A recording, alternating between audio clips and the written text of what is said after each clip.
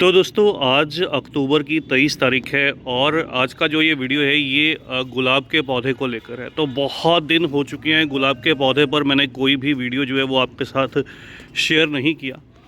अभी अक्टूबर का जो मौसम है ये सर्दी की शुरुआत हो चुकी है। तो सर्दी की शुरुआत में देखिए एक तरफ तो आपको पत्तियों पर थोड़ा सा ये फंगस कह लीजिए या पाउडरी मिल्ड्यू का अटैक कह लीजिए, गुलाब के पौधे में बहुत बार होता है। इस तरह से सफ़ेद रंग में पत्तियां निकल आती हैं तो ये पाउडरी मिल्ड्यू रहता है, इसका अटैक भी दिखाई देगा। दूसरी तरफ आपको नई जो ग्रोथ है, बिल्कुल फ्रेश लीव्स हैं, वो भी दिखाई देंगी। तो क्या करना चाहिए क्या नहीं करना चाहिए अगर बताऊं तो ये देखिएगा पौधे में कलियां भी बनने लगी हैं। अभी से बहुत सारी नई नई जो कलियां हैं वो निकलने लगी हैं। ये मेरी वैरायटीज़ हैं जो ये जो आप देख रहे हैं ये वाली स्टैंडर्ड रोज़ है। स्टैंडर्ड रोज़ या ट्री रोज़ इसको बोलते हैं। तो पुराना पौधा है मेरा, लगभग इसको मेरे पास 3 साल से ज़्यादा हो चुके हैं। और आज की वीडियो में तो बात करेंगे किस तरह से अभी के मौसम में क्या काम करना सही रहता है, किस तरह से इसकी देखभाल करनी चाहिए, क्या खाद या फर्टिलाइज़र जो है वो पौधे को मिलना चाहिए। हमारा जो एरिया रहता है दोस्तों, मैं हरियाणा से हूँ, तो हरियाणा पंजाब ये नॉर्थ इंडिया का ऐसा एरिया रहता है जहाँ क्लाइमेट बहुत हार्श रहता है। मतलब सर्दी के समय तो सर्दी बहुत पड़ती है, गर्मी के समय गर्मी बहुत पड़ती है। और ये जो गुलाब के पौधे रहते हैं ये ज़्यादा गर्मी को टॉलरेट नहीं कर पाते। तो ये देखिएगा मेरे कुछ और गुलाब के पौधे भी हैं जो आपको दिखा देता हूँ। ये देखिए इनमें सभी में डाई बैक की समस्या हुई थी। गर्मी के मौसम में अक्सर ये समस्या निकल कर आती है, आपके पौधों में भी हुई होगी। क्या होता है कि ब्रांचेस ऊपर की तरफ से सूखती जाती हैं और नीचे तक पूरा पौधा जो है वो सूख जाता है। लेकिन अच्छी बात है कि इन मेरे पौधों में पूरा पौधा तो ड्राई नहीं हुआ। हालांकि ये मैच्योर प्लांट थे, देखिए सभी की एज 4-5 साल की एज के हैं लगभग। यहाँ पर देखिए ये ब्रांच जैसे सूख चुकी है, लेकिन साइड से जो नई शूट्स हैं वो भी निकल रही हैं। तो मतलब पूरा पौधा तो ड्राई नहीं हुआ, लेकिन बहुत सी जो ब्रांचेज़ हैं वो ड्राई हो गई थी, जिनको मैंने रिमूव भी कर दिया। इसी तरह से देखिए ये पौधे में भी ये समस्या थी। यहाँ पर भी देखिएगा ये ज़्यादा गर्मी के चलते, इस बार बारिश भी बहुत हुई, ज़्यादा बारिश के चलते भी ये पौधे थोड़ा सा कह लीजिए प्रॉब्लम में रहे। अभी नई ग्रोथ दिखाई देगी। एक बार तो ऐसा लगा था जैसे ये प्लांट नहीं बच पाएगा, लेकिन फिर से इसने रिवाइव किया। तो अभी नई ग्रोथ स्टार्ट हुई है। सबसे पहला काम रहता है वो ये कि जो भी इस तरह से ड्राई ब्रांचेस हैं आपको पौधे में से रिमूव कर देनी है इस मौसम में।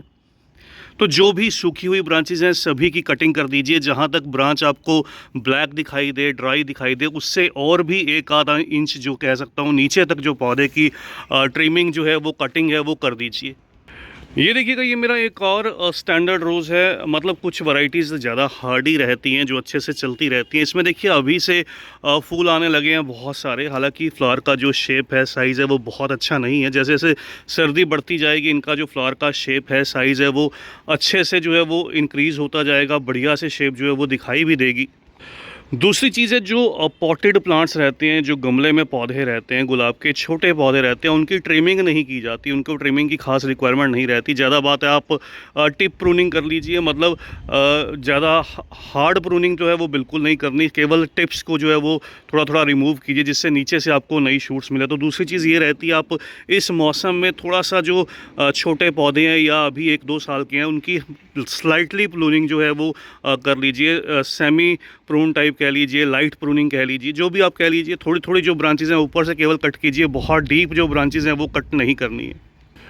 इसके अलावा इस मौसम में रिपॉटिंग की जाती है। आप नए पौधों की रिपॉटिंग कर सकते हैं, आप पुराने पौधों की कर सकते हैं, आप जो भी आपके पौधे रूट बाउंड है उनकी रिपॉटिंग कर सकते हैं। और एक काम ज़रूरी रहता है वो ये रहता है जितनी भी इन्फेक्टेड लीव्स हैं, जो पुरानी लीव्स थी, जो इन्फेक्टेड लीव्स थी, जिन पर या तो अटैक किया था पाउडरी मिल्ड्यू ने या फंगस ने या फिर कह लीजिए थ्रिप्स ने, माइट्स ने, जिस भी चीज़ ने अटैक किया था, तो उन सभी तरह की लीव्स को पौधे से रिमूव कर दीजिए। पौधे को लीफलेस कर दीजिए एक बार, और पौधे पर अच्छे से जो है वो स्प्रे कीजिए। अब स्प्रे किस चीज़ का करना है वो भी जानना ज़रूरी है, और साथ के साथ पौधे में क्या फर्टिलाइज़र देना है वो भी जानना ज़रूरी है। ऐसी लीव्स को रिमूव करने का मेनली पर्पस है कि दोबारा से जब नई पत्तियां आएँ तो पत्तियां हेल्दी निकल कर आएँ। इस लीव्स में जो भी इन्फेक्शन है वो दूसरे पौधे तक ना जाए, दूसरी पत्तियों तक ना जाए। ये सारी रीज़न रहते हैं। इस वजह से इस मौसम में ये काम ज़रूरी रहते हैं। आप अक्टूबर नवंबर के मौसम में ये काम बेझिझक कर सकते हैं। आपके पौधे अच्छे से ग्रो करेंगे, अच्छे से जो नई लीव्स हैं वो प्रोड्यूस करेंगे। चलिए अब जान लेते हैं किस किस चीज़ का जो छिड़काव है वो पौधे पर करना है। जब आप पत्तियों को रिमूव कर दें अच्छे से तो पौधे पर छिड़काव भी ज़रूरी रहता है। छिड़काव के लिए तीन चीज़ें चाहिए होंगी। नंबर एक है स्प्रे बॉटल, अच्छा एक स्प्रे बॉटल ले लीजिएगा। नंबर दो है अच्छा फंगीसाइड, कोई भी अच्छा फंगीसाइड रहे फंगस को ख़त्म करने के लिए। जैसे आपको पाउडरी मिल्ड्यू दिखाया, एक तरह से फंगस रहता है, तो मैं साफ़ का यूज़ करता हूँ। आप कोई भी अच्छा, जो भी आपको अच्छा लगे, आपके एरिया में बढ़िया सा मिल जाए, आप उसका इस्तेमाल कीजिएगा। तो 1 लीटर पानी लेना है, प्लेन जो कह सकता हूँ टैप वाटर लेना है, उसका यूज़ करना है टैप वाटर का। उसके अंदर लगभग 2 ग्राम के आसपास इस तरह से फंगीसाइड और अच्छा इंसेक्टिसाइड। मैं ओमाइट का इस्तेमाल करता हूँ, माइट्स के लिए भी काम आ जाता है, वैसे भी थोड़ा सा ये दूसरी समस्याओं से भी जो है वो पौधे को छुटकारा देता है। तो 1 ml ओमाइट, 2 ग्राम जो है वो फंगीसाइड, इस तरह से 1 लीटर पानी में अच्छे से डिज़ोल्व करना है और पूरे पौधे को अच्छे से नहला देना है। आपको ये काम करना है, पौधे को अच्छे से नहला देना है। ये काम शाम के समय करना बहुत बेहतर रहता है। शाम 4-5 बजे के बाद कीजिए, ताकि पौधे पर से जो भी आपने स्प्रे किया है वो जल्दी से ड्राई ना हो, पौधे पर असर करे। तो जो ब्रांचेस रह जाएंगी वो बिल्कुल हेल्दी रहेंगी। इसके अलावा कभी कभार पौधे के ऊपर इस तरह से देखिए थ्रिप्स का भी अटैक होता है, पत्तियाँ मुड़ी मुड़ी सी रहती हैं। तो इन सभी चीज़ों से छुटकारा मिलेगा और उसके बाद जब 1-2 दिन बीत जाएं, पौधे को सनलाइट अच्छे से मिल जाए, ये काम आप खैर वीकली भी पौधे पर इस मौसम में कर सकते हैं, छिड़काव कर सकते हैं। और पौधे की नई ग्रोथ के लिए अब क्या करना है वो भी जानना ज़रूरी है। आपको क्या करना है, आपको अच्छी क्वालिटी की वर्मी कंपोस्ट लेनी है। यहाँ पर हालांकि मैं रोज़ फूड थोड़ा सा इस्तेमाल करने वाला हूँ। आप रोज़ फूड रोज़ फूड भी इस्तेमाल कर सकते हैं।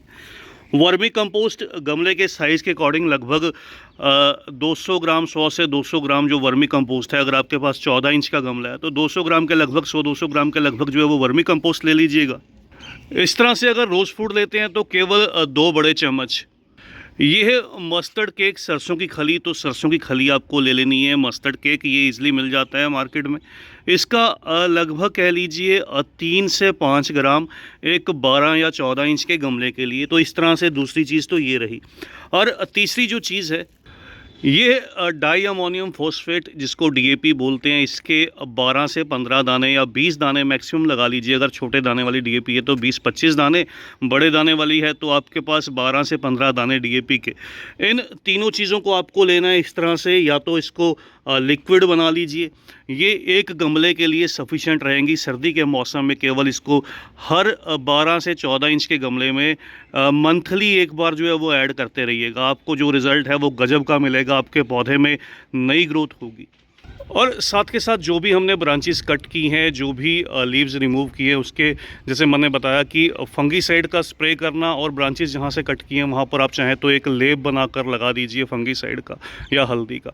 और गमले के मिट्टी में भी थोड़ा सा फंगीसाइड जो है वो रेगुलर इंटरवल पर, मतलब 10-15 दिन के गैप में जो है वो डालते रहिएगा। तो आपके पौधे बहुत हेल्दी से ग्रोथ करेंगे। इस तरह से बहुत जल्द नई ग्रोथ मिलेगी और कलियाँ बनने लगेंगी।